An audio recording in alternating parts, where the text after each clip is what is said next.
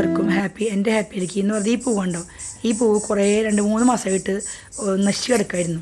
പക്ഷേ അത് വീണ്ടും പൊരിഞ്ഞ് എനിക്ക് സന്തോഷം തന്നു, ഹാപ്പി തന്നു. അതുപോലെ തന്നെ എൻ്റെ ലൈഫിൽ ഇന്നത്തെ ദിവസം എന്ന് പറഞ്ഞാൽ ഈ വീട് വെച്ചിട്ട് ഒരു 6 വർഷം തികയാണ്. എല്ലാവർക്കും വീടൊരു സ്വപ്നമാണ് അല്ലേ. എൻ്റെ സ്വപ്നം യഥാർത്ഥമായ ദിവസമാണ് ഈ ദിവസം, ഏപ്രിൽ 26-ാം തീയതി. അപ്പോൾ ബിഗ് താങ്ക്സ് ഗോഡ്.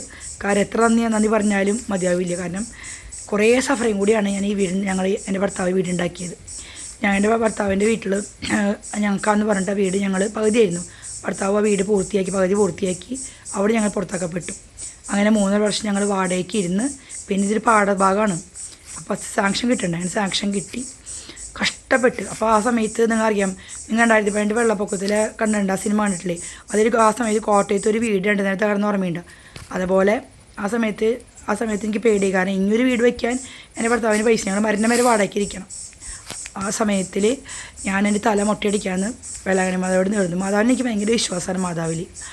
അങ്ങനെ ഇരുന്ന് കരഞ്ഞ് നേർന്നിട്ട്, പക്ഷേ ഞങ്ങളുടെ വീടിൻ്റെ പടി വരെ വെള്ളം വന്നു. അതായത് പടിയല്ല, സിറ്റോട്ട് വെള്ളം വന്നു, പക്ഷേ അകത്തേക്ക് വെള്ളം വന്നില്ല. മനസ്സിലായ? അങ്ങനെ എന്താ പറയുക, നമ്മൾ പറയില്ലേ, കുറേ അവഗണനകളും കുത്തുവാക്കുകളും, നീയൊന്നും രക്ഷപ്പെടത്തില്ല, നമ്മൾ നശിക്കുള്ളൂ എന്ന് മറ്റുള്ള പറഞ്ഞാലും നിൻ്റെ ഭാഗത്ത് നീതി ഉണ്ടെങ്കിലേ, നമ്മുടെ ഭാഗത്ത് നീതി ഉണ്ടെങ്കിലേ നമുക്ക് ആരെയും കൂട്ടി, ദൈവമുണ്ട് കൂട്ടിന്.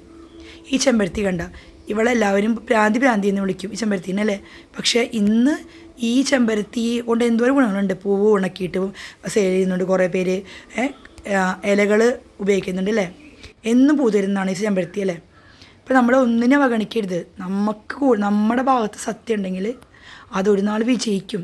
പക്ഷെ കുറേ കഷ്ടപ്പാടുണ്ടായിരിക്കും.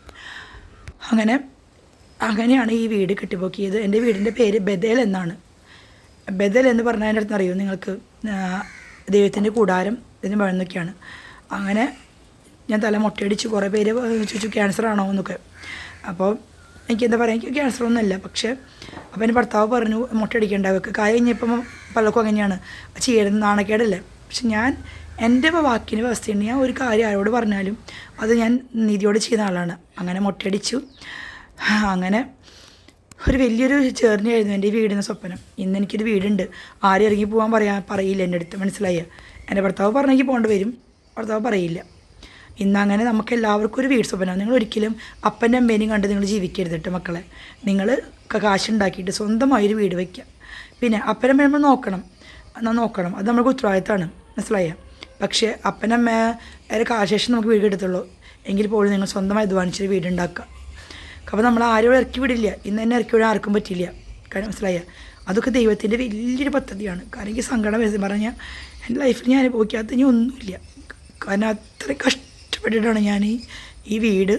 പിന്നെ എല്ലാവരും എന്നെ കഴുതാന്ന് എല്ലാവരും വിളിക്കുക. അതായത് എന്തുകൊണ്ടാണെന്ന് വെച്ചാൽ എനിക്കിപ്പോൾ ഞാൻ കഴുത തന്നെയായിരുന്നു. കാരണം ഞാനിങ്ങനെ വെറുതെ കരഞ്ഞിരിക്കുള്ളൂ പണ്ടൊക്കെ.